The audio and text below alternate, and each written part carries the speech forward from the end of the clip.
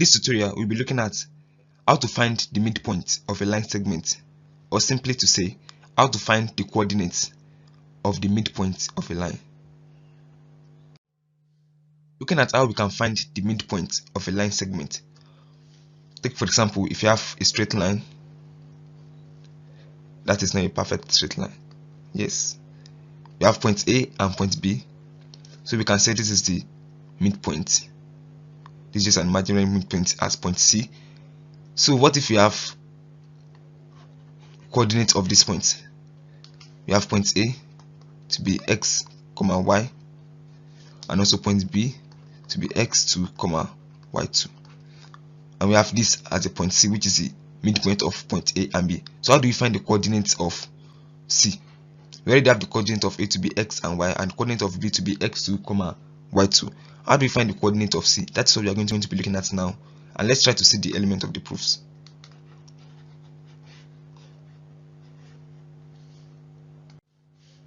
Let's consider the Cartesian coordinates. We have the y-axis here, and we have the x-axis. This is the x-axis and y-axis. So given a point P and point Q,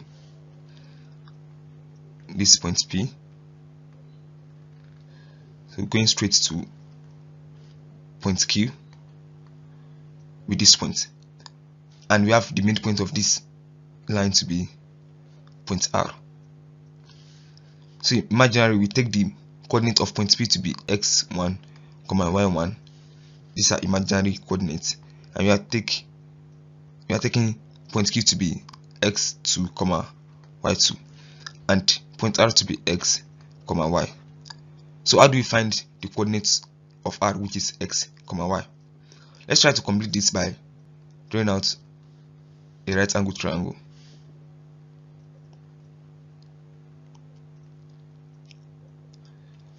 So we should understand that this point is x2 and this point is x1. So this particular point is y1 and this point over here is y2. So let's try to get the coordinates of R. So if you have its own traces like this, such as we are now having x here and we have y, we can say that this length equals to y2 minus y.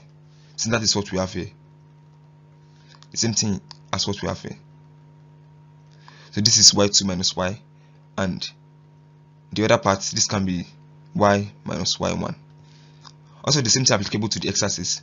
Here we are going to have x2 minus x, and over here we have x minus x1. Let's name this as S and this point as point T. If you look at this triangle, we can have that the inner triangle PRS is similar to the bigger triangle, which is the triangle PQT. Let's look at this very well. This triangle PRS is similar to triangle PQT. You can check more on similar triangles and how to approach them. Now, since they are similar, we can have that PR over RQ equals to PS over ST. Check again, this is PR, this is RQ, and PS, the horizontal part, and ST. Also, since R is the midpoint of P and Q, we can have that PR is the same as RQ. Similarly, PS is the same as ST. Since PS is the same as ST, let's go back to the triangle. This is PS and this is ST. Let's try to equate them. PS equals to X minus x1, right? And next equals to x2 minus x. Collecting the like terms here, we are going to have x plus x equals to x1 plus x2. So we have 2x to be equal to x1 plus x2, which now leaves us with x to be equal to x1 plus x2 divided by 2. Similarly, we can have that y equals to y1 plus y2 divided by 2.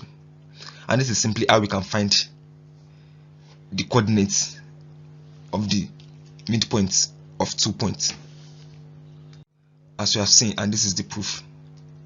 So if you are given 2 points A and B with specified coordinates, you can find the midpoint of these 2 points by taking the first x and the second y, which is x1 and x2, dividing it by 2, and also for the y-axis y1 plus y2 divided by 2. Let's look at some examples. The question states, find the midpoint of the line joining the following pairs of points. In this question, we are going to find the coordinates of the midpoints. The first part, we have point A with coordinates 2, 4, and point B with coordinates 6, 12. So here we have our x1 and y1, x2 and y2. So to find the coordinates of the midpoint of line AB is going to be a point C. Let's imagine that it is point C. It's going to be point C with coordinates x, y. So let's look for our x and y. As we see from the previous slide, so x will be x1 plus x2 over 2, and y will be y1 plus y2 over 2. So x1 is 2, x2 is 6 divided by 2, and y1 is 4, y2 is 12 divided by 2. So our x now equals to 8 divided by 2, which is 4, and y equals to 16 divided by 2, which is 8. So the coordinate of the midpoint, which is point C, will be x, which is 4, y, which is 8. So this is the coordinate of the midpoint. The second part,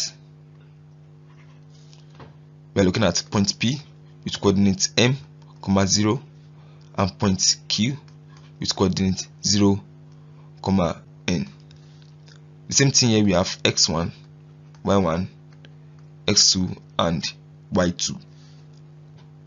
So point X will be x1 plus x2 over 2, and point Y will be y1 plus y2 over 2. But we have something here. We are not looking at numbers for x1 and also for y2.